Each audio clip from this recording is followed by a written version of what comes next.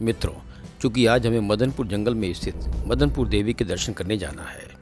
मंदिर के दर्शन के लिए हम यूपी से चलकर आ गए बिहार। हम पहुंचे हैं मदनपुर देवी स्थान। गेट से एंट्री करते ही और जंगल में कुछ दूरी चलते ही हमें बहुत सारी दुकानें व बहुत सारे लोग दिखने लगे। यहाँ काफ़ी दूर दूर से भी लोग आए हुए हैं। जैसा कि आप जानते हैं कि माता के स्थान पर फल फूल प्रसाद नारियल चुनरी आदि चढ़ाया जाता है। सो हम प्रसाद लेकर चल पड़े माता के दर्शन करने। जय माता दी। माँ दुर्गा को सुख समृद्धि और धन की देवी माना जाता है। नवरात्रि के दौरान माँ दुर्गा की विधि विधान से पूजा अर्चना की जाती है। माना जाता है कि माँ दुर्गा जिससे भी प्रसन्न होती है उस पर खास कृपा करती है। यूँ तो साल भर में 4 नवरात्रि आती है, लेकिन शारदीय और चैत्र नवरात्रि का विशेष महत्व होता है। उत्तर प्रदेश सीमा पर स्थित बिहार के मदनपुर जंगल के बीच मां मदनपुर देवी का यह प्रसिद्ध मंदिर है। नवरात्र में यूपी बिहार सहित नेपाल देश से बड़ी संख्या में श्रद्धालु यहां पहुंचकर देवी माता का दर्शन करते हुए मन्नतें मांगते हैं। मान्यता है कि मां के दरबार से आज तक कोई भक्त निराश नहीं लौटा है। यही कारण है कि नवरात्र में ही नहीं बल्कि हमेशा मां के दरबार में श्रद्धालुओं का आना जाना लगा रहता है। कुशीनगर के उत्तरी छोर पर स्थित खड्डा क्षेत्र के सालिकपुर पुलिस चौकी से लगभग 4 किलोमीटर पर बिहार का मदनपुर वन क्षेत्र पड़ता है। इसी मदनपुर जंगल के घनघोर जंगलों के बीच मां मदनपुर देवी का स्थान है।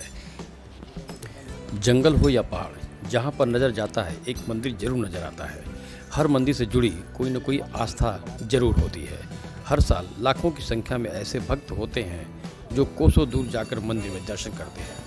फिर मंदिर भले ही भारत के एक छोर से दूसरे छोर पर क्यों ना हो, लेकिन आज हम आपको एक ऐसे मंदिर के बारे में बताने वाले हैं जिसमें इंसान तो इंसान, लेकिन बताते हैं कि रात होते ही मंदिर में जंगल के शेर भी दर्शन करने आ जाते हैं।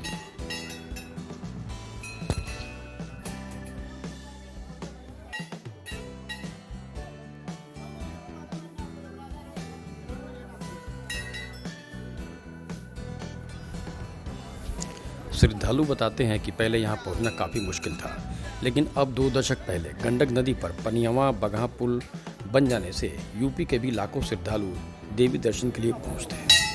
यहाँ मंदिर का निर्माण हो गया। नेपाल बिहार उत्तर प्रदेश से बड़ी संख्या में श्रद्धालु देवी दर्शन के साथ ही शादी विवाह मुंडन आदि धार्मिक कार्य कराने यहाँ आते हैं। यहाँ बकरे और मुर्गे की बलि भी दी जाती है।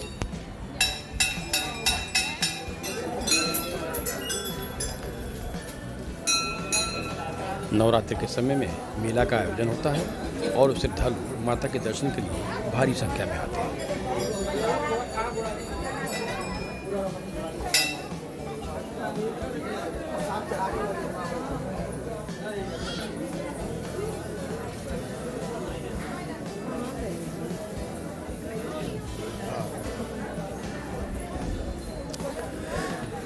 बताया जाता है कि मदनपुर देवी स्थान पर पहले घना जंगल हुआ करता था।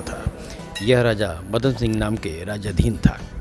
एक बार जंगल में शिकार करने राजा पहुंचे तो उनको पता चला कि रहसु भगत नामक साधु उनके इन जंगलों के बीच बाघों के गले में सांप बांधकर मड़ई या दंवरी किया करते हैं और उसमें से सुगंधित धान की प्रजाति निकालते हैं।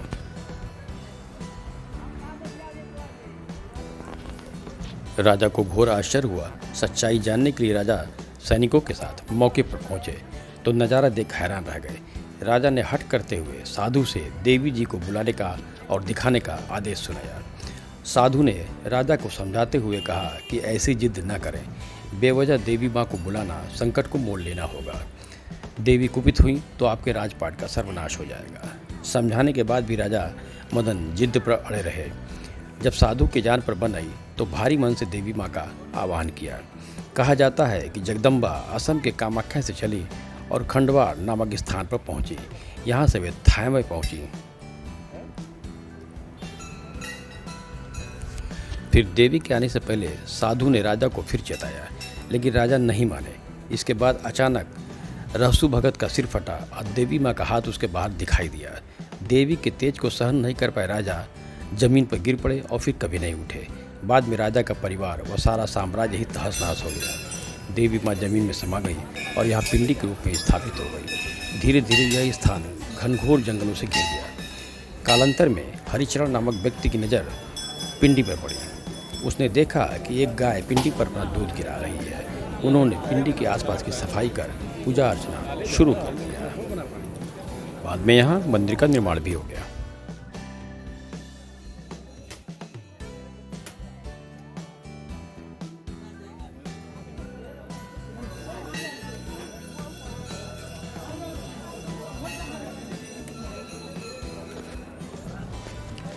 इस देवी की आराधना से साधक में वीरता और निर्भयता के साथ ही सौम्यता और विनम्रता का विकास होता है।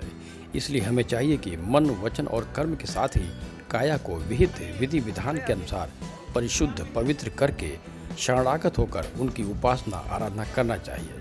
इससे सारे कष्टों से मुक्त होकर सहज ही परम पद के अधिकारी बन सकते हैं। यह देवी कल्याणकारी हैं। भवस्त्राहीनो देवी दुर्गा देवी नमस्ते। सर्वबाधा विनिर्मुक्तो धनधान्य सुदानितः मनुष्यो मत्प्रसादेन भविष्यति न संशयः। जयंती मंगला काली भद्रकाली कपालिनी दुर्गा क्षमा शिवा धात्री स्वाहा श्रद्धा नमस्ते। जय त्वं देवी चामुंडे जय भूतार्ति हारिणी जय सर्वगते देवी कालरात्रि नमस्ते। ओम चंदनं वंदते नित्यं पवित्रं पापनाशनं मार्गं हरते नित्यं लक्ष्मी वर्षतु सर्वदा।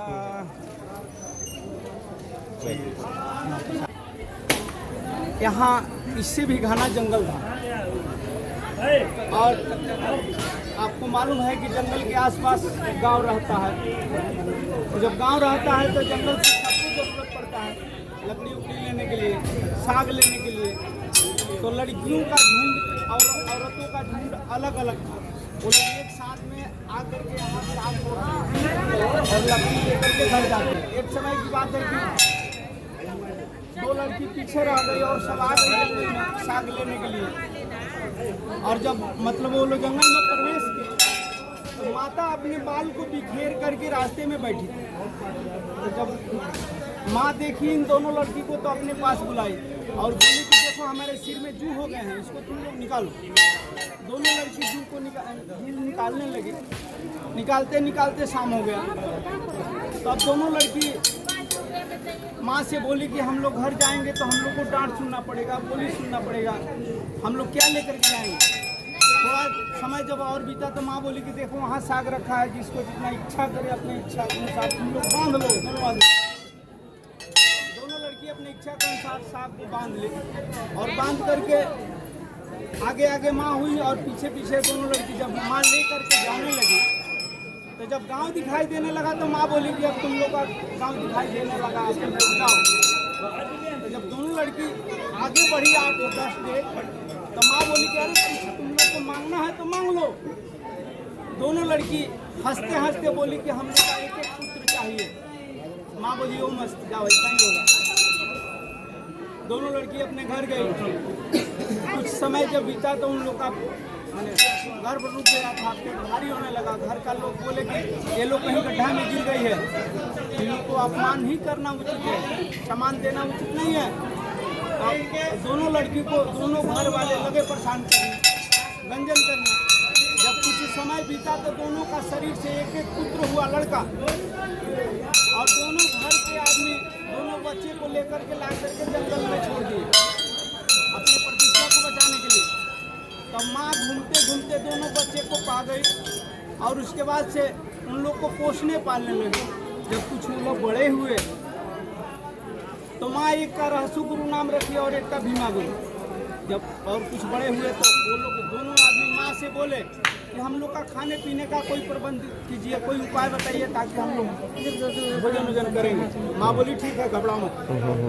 माँ बोली कतरा का झूर के काटो और काट करके बाघ नाद करके सर्प का रस्सी बनाओ और मैं हला करके तुम लोग दौरी करो, उसमें से जो निकलेगा वही तुम लोग का आहार होगा, यानी कि भोजन होगा।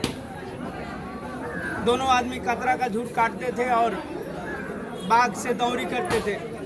उनमें से झिंगुआ बहरनी चावल निकलता था, लोग दोनों खाते थे और पड़े रहते थे। यह कहानी मदन राजा को मालूम हुआ कि हमारे ही राज में ऐसा काम हो रहा है, हमको पता ही नहीं। मदन राजा आए, आकर के रहसु गुरु से पूछे यहाँ तुम किसके बल पर रहते हो।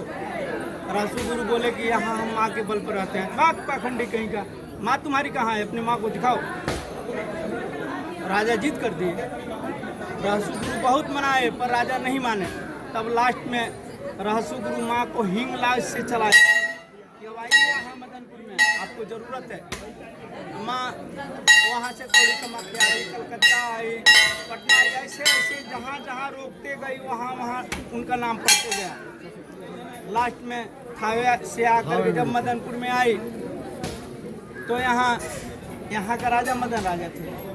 तब जब यहाँ पहुँच गई तब रहसु गुरु बोले राजा से कि राजा अभी भी आप मान जाइए, लेकिन राजा को मानना था नहीं मानना था। राज हट अवतरिया हट, दो हट बहुत बेजोड़ होता है। राजा हट पर आ गए। उसके बाद से रहसु गुरु को मस्तक को फाड़ करके माँ ने अपने कंगन को दिखाई। राजा का तो सब सर्वनाश हो गए। यहाँ से 1 किलोमीटर आगे जाइएगा तो उनका किला जो ध्वस्त हुआ है और जो बगीचा है अभी भी पड़ा, लेकिन पूरा बीच जंगल में। तो माँ उनका तो सब सर्वनाश हो गया, लेकिन उनके घर का एक जो बहू थी वह अपने मायका गई थी नैहर, वह गर्भवती थी। माँ उसी को छोड़ दी, उसको नहीं मारी, पर उसी के शरीर से मतलब एक लड़का हुआ जो कि आज बड़गांव स्टेट जो है उन्हीं का जड़ से चल रहा है। प्रेम से बोलो माँ जगत जननी की जय, माँ जगत जननी की जय, माँ अम्बे की जय, माँ गौरी की जय, माँ श्यामा की जय। प्रेम से बोलो माँ मदनपुर वाली की जय।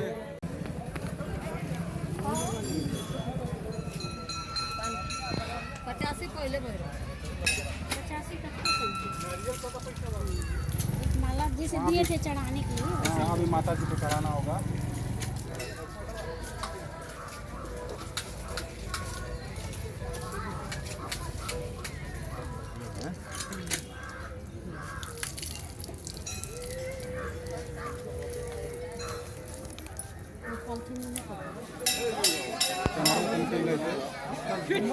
आली से दिखा दो, आली वीडियो इससे बड़ा नहीं है। चलो ये कितने का है जी?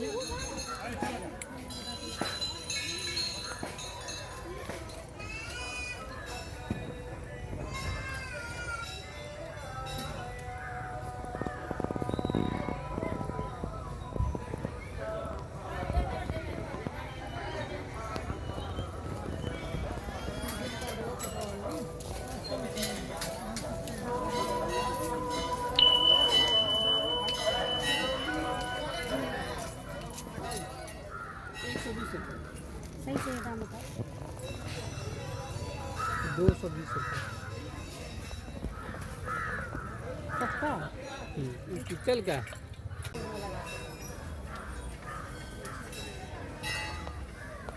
आपको वो ओनली जाएगा। बाजार में जाते हैं। हाँ, अच्छा पिला रहा है वो, बढ़िया। वहाँ पे सिर्फ वही चाय और मंदिर पाक आता तब पहले रहते हैं। हाँ,